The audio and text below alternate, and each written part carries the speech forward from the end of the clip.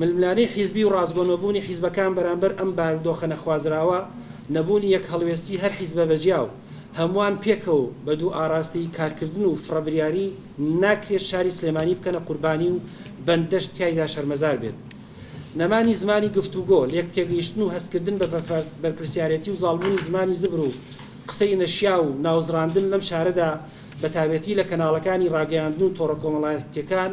و سانسۆر نەخستنە سەریان بە ناوی بوونی ڕای جیاواز و ئازادی دەربڕین بەداخم کە ژمارەیەک لەو لە کردەی ئەم هەڵوێستانە بەرپرسی پەروەردە و مامۆستان کە ئەم ئاکارانە ناشێت سیفەتی پەروەردەکاران بێت. هەندێک بەرپرسی حیزبی و ئەندام پەرلەمانی ئێستا و خانە نشین کراوە وە ئاستەکانی تریشدا هاتوون ئەسپی خۆیان تاو دەدەن بە هاندانی خەڵک بۆ لەباربردنی پرۆسی پەروەردە لەم دەڤەرەدا کە پێم وایە ئەو پەڕی خیانەتە بەرامبەر بە خاک و نیشتیمان ئەگەر هەمان هەڵوێستیان هەبوایە بۆ وەگەرخستنەوەی پەرلەمان و ئاشتەوایی سیاسی و کۆمەڵاتی ئەو کاتە بۆ چوونێکی ترم ئەبوو لەم خاڵەدا.